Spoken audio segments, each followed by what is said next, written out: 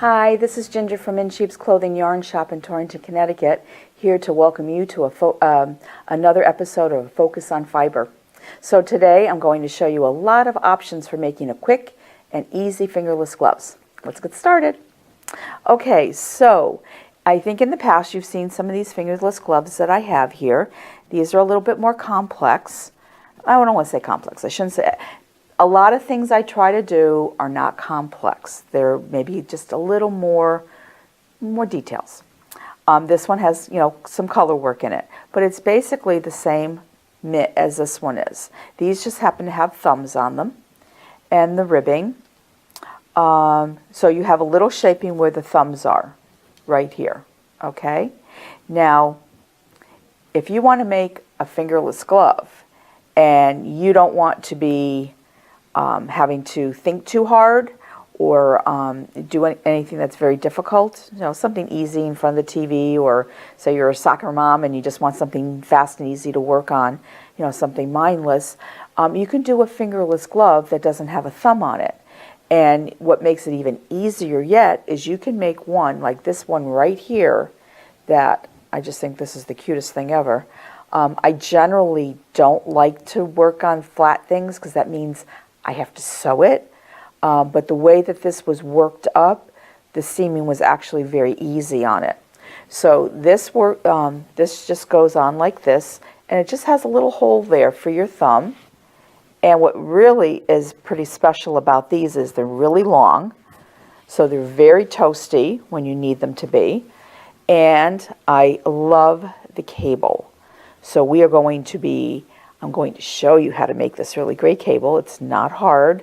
If you've seen how to do cables before, it's just a matter of moving stitches around. And this is just moving them around a little bit more, but it's nice and easy. And you could also, if you really wanted to, I thought I'd want to, but once I made it, I said to myself, maybe not. I kind of like to have my thumb covered, but when you sew this, because our seam is right here, and right here you leave a little hole open for the thumb. If you close it up pretty closely, you can kind of, pull it down a little bit and kind of, it's over your thumb a little bit, so it's pretty nice.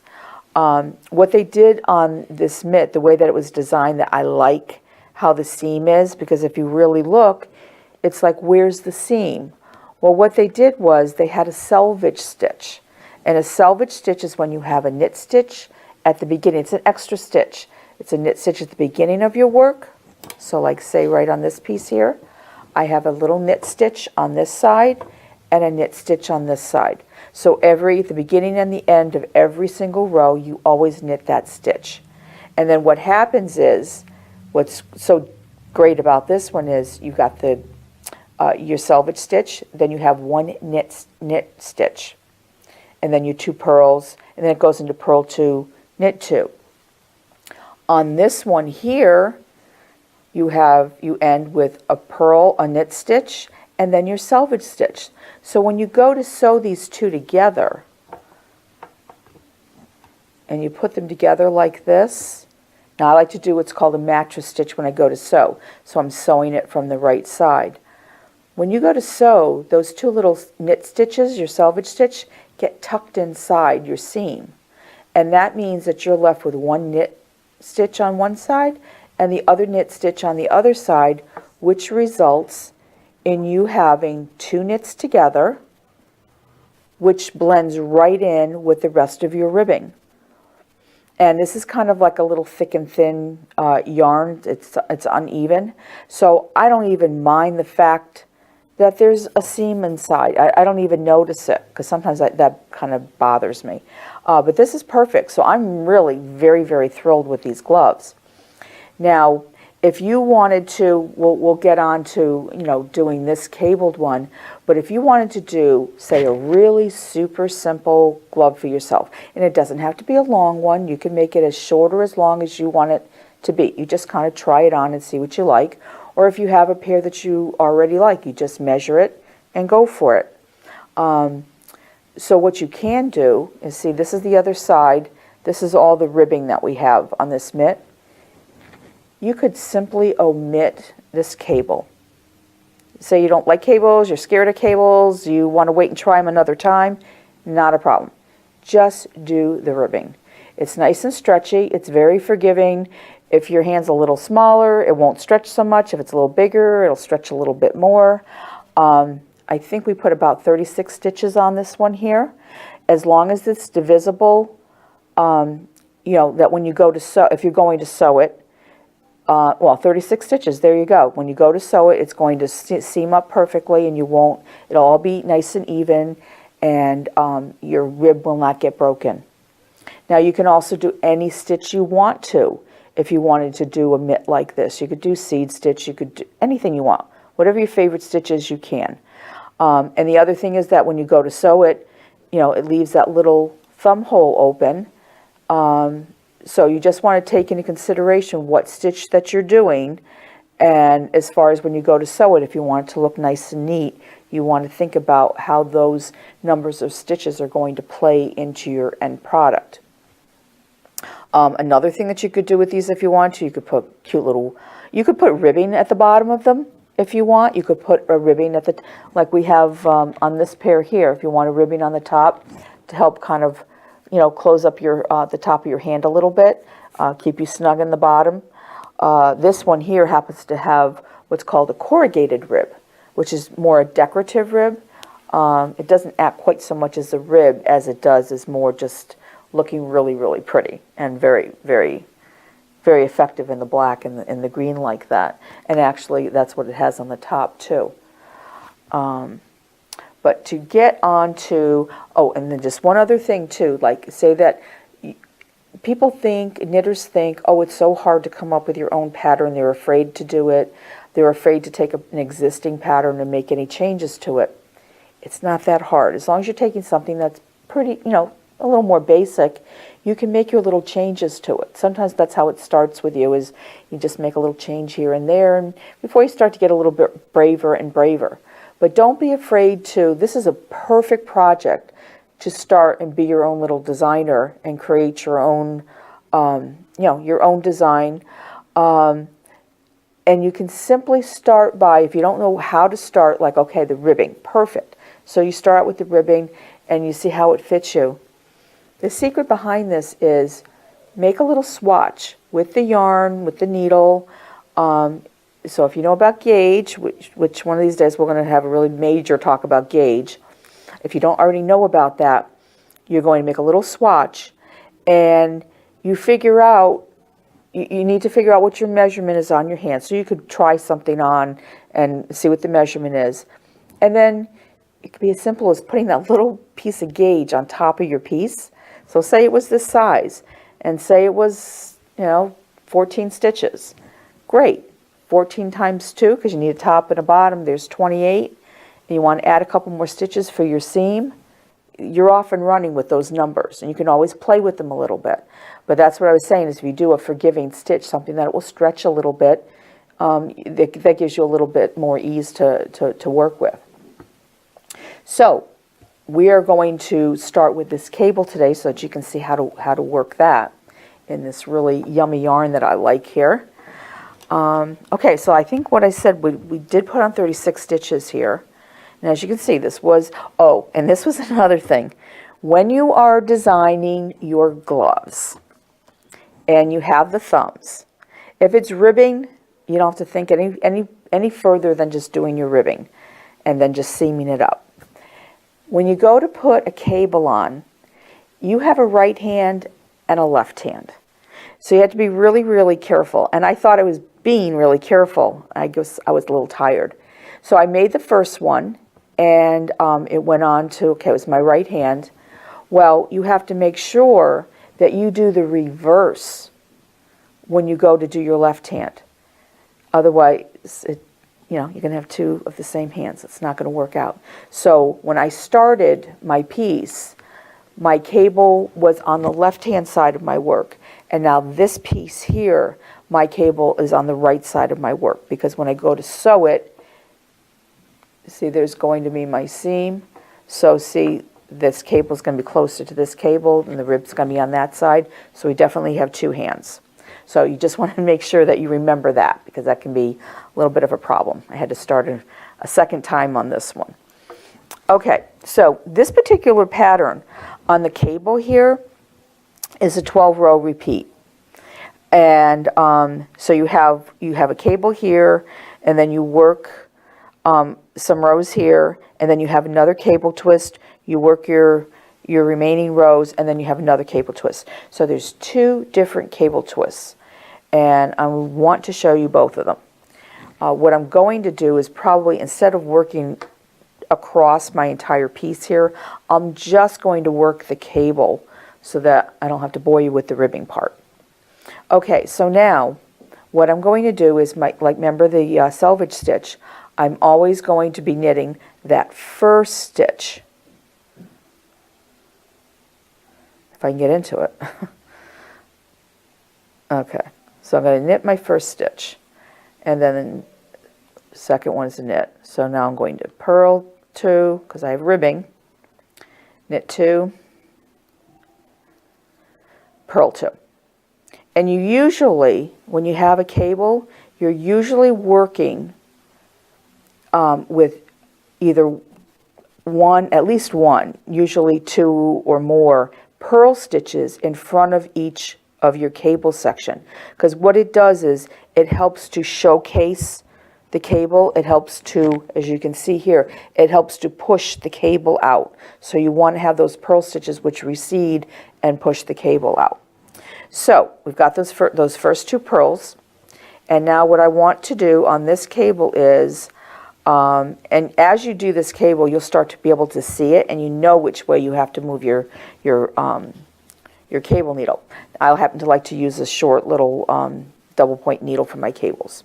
So what I'm going to do is, for this cable, it's over 8 stitches, and I'm going to be working 2 stitches at a time. I'm taking the first 2 stitches, I slide them onto the cable needle, and then I put it to the front. And I'm just kind of holding it down with my thumb. Then I'm going to knit the next 2 stitches of the cable off onto my right hand needle. And now what I'm going to do is take that cable needle, and I'm going to knit those next 2 stitches. Now, for those of you who might not have seen me knit before, I am knitting continental. So if it's throwing you, don't worry about it. I'll show you how to do it English style. Okay, so now we did half of our cable. See how it's starting to turn? It's turning toward the center. So we know that we're doing something right. So now the first 2 stitches were to the front. Now the next 2 stitches, so it was cable 2, then knit the remaining 2. I'm taking these 2 stitches, and I'm going to push them to the back of my work. And now I take my yarn, and I'm going to knit those remaining 2 cable stitches right here. Okay, so there's those 2 stitches. Make sure we get all the yarn. And then I'm going to put the yarn behind my cable needle, and I will knit these 2 stitches. So what you can see here is it's simply twisting my stitches around. There we go. So I knit those. And now if you look, you can see how I have a nice little almost circle. So one side is going to the left, and one is turning towards the right. And now what I'm going to do is simply purl these 2 stitches that frame the cable. And what I'll probably just do is I'll knit the next 2. And now I'm going to turn my work. So let's just say, let's see, this was towards the front. So on this particular cable, that would be my row 7. I started in the middle of the pattern. So that was row 7 of my cable. So now I'm going to do row 8, which is my wrong side row. And that is simply, that's the nice thing about cabling, is you do the cable row, the cable pattern on the cable row.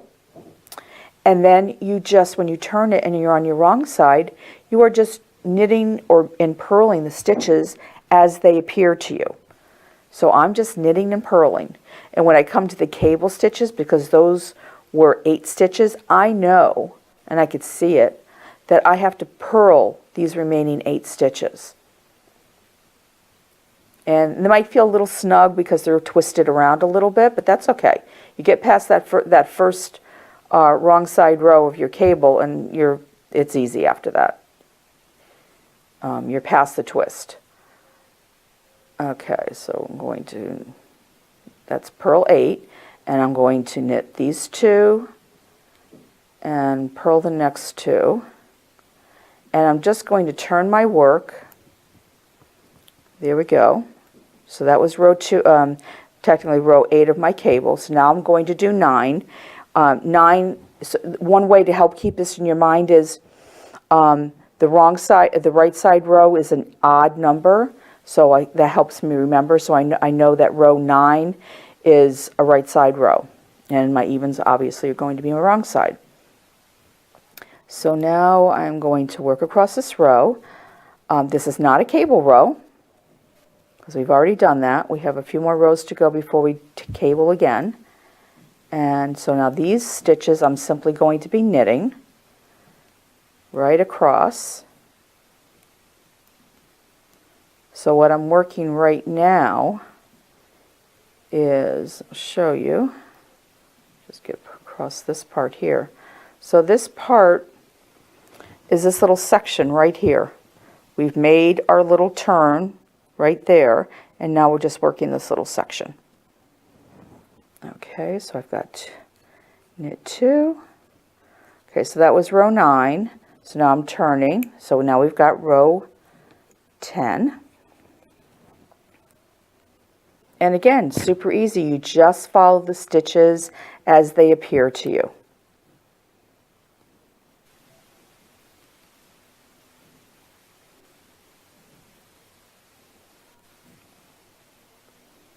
And once you get the hang of cables, they are so much fun. You can really, there's so many patterns out there that have cables that just twist and turn all over the place. And it's just, it's, I don't know, to me it's a little entertaining to be able to do it. It gives you a little something to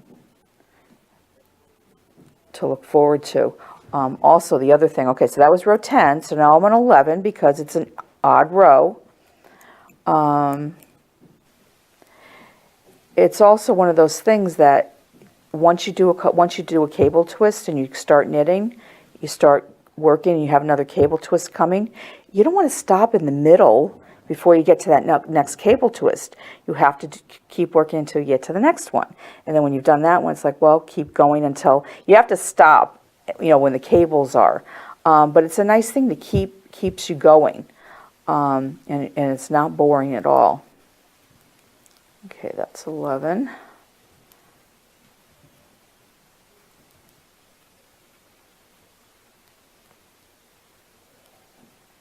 And 2 more.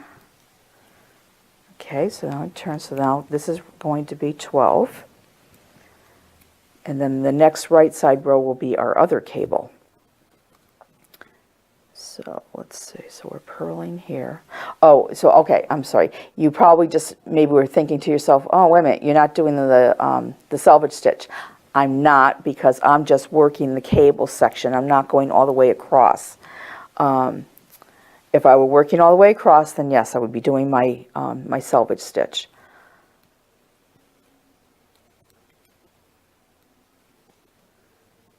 When I'm done, I'll be ripping this all out, and well, not all of it, what we've done today, and I'll get it back on the needle and finish this. And that was another thing. This took me no time at all. This was like 2 sittings to get this done. It was a very, very pleasant piece of knitting. And the yarn, I think the yarn has a little alpaca and silk in it, so the yarn was very pleasant to work with as well. And I enjoyed the colors. There's nothing like working with wool that you really like to work with. There's a little saying knitters have, that crocheters have, that life is too short to work with yucky yarn. And I wholeheartedly agree with that. It's just not fun to work with yarn that isn't nice. Okay, so now I worked row 12. And now I'm going to do the next cable. So now I'm at the cable.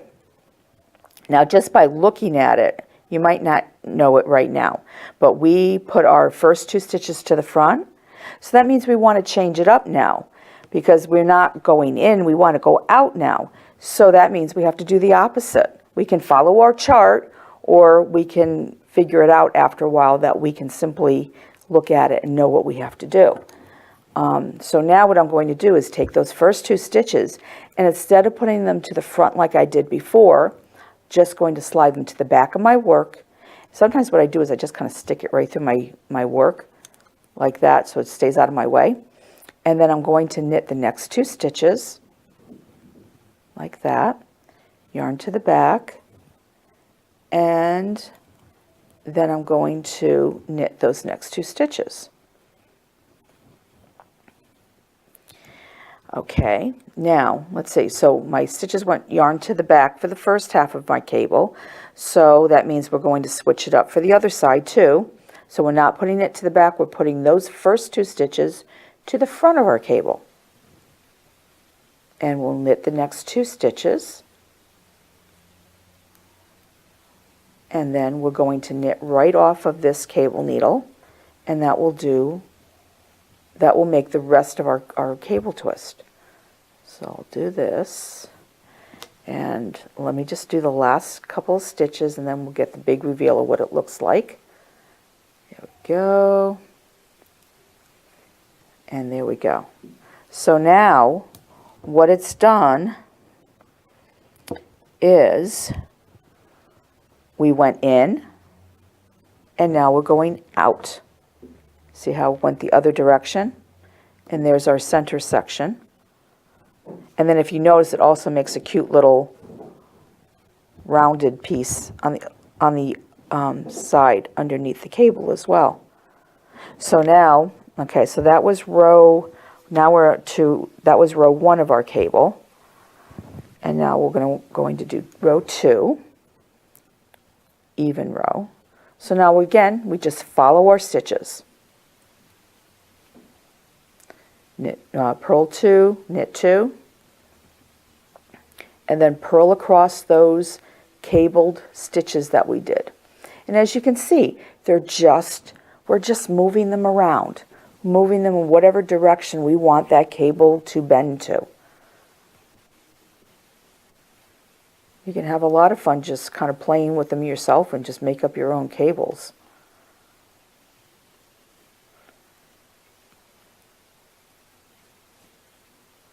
Go. So almost done with those purls, and then knit 2, purl 2,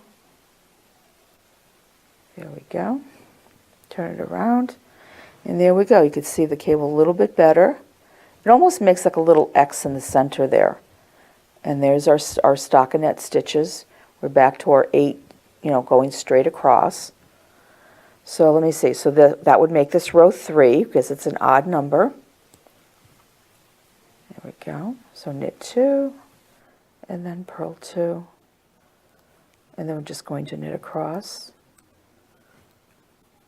See, so we've already done 2 cable twists, and if we do a few more rows, we can actually twist again. So we'll just cable across, or knit across our cable, and then purl 2, knit 2. Okay, so what row did I say? It was 3, so now we're on 4. And we have to cable at row 7. Let's see if we have enough time to get to another row, another cable row. Okay, whoops. Okay. Because I'm wondering if you can guess which way the cable has to go the next time. So I'm going to purl 2. Of course, I probably have you at a disadvantage. You don't have the cable. You haven't had the cable pattern in front of you. You've only done it the one repeat.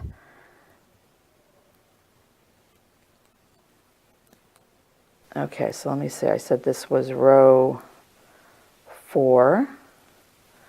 So now we're going to be on row 5. And I'm not sure that we're going to, we might just run out of time before we get to the next cable. But I could maybe squeak it in.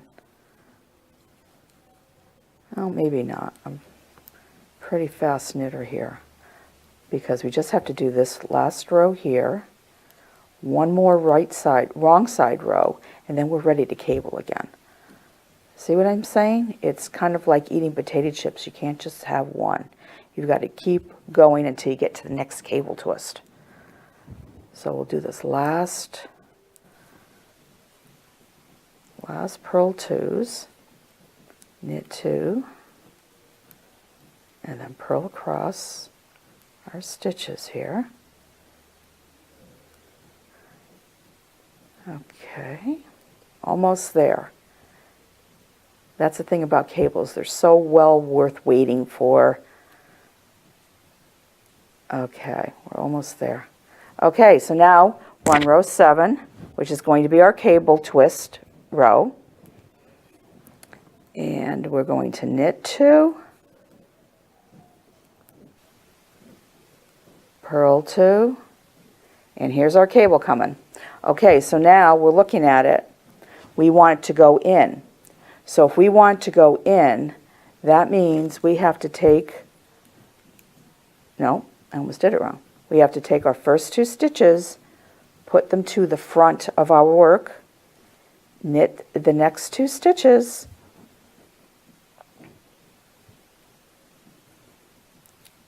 knit those next 2 off the cable, and now we have to take the next 2, move them to the back. There we go. Knit 2.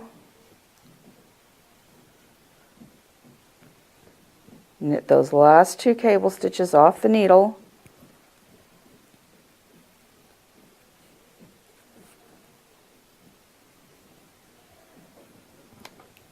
Purl 2 for our frame, and with knit 2, and we did 3 cable twists. There we go. See how we're right back to those really, really pretty little circles. So I hope that you are inspired with cables, and I hope that you are going to give a chance to create your own version of a fingerless glove. Maybe now that you know how easy it is, you might want to try to put them on the hat or something else like that. So anyway, thanks again for joining me, and please remember to keep a focus on fiber. See you next time.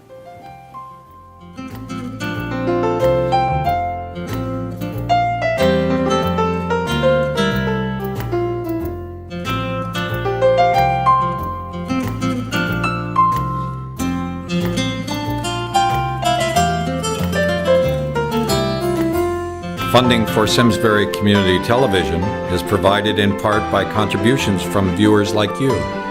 Thank you.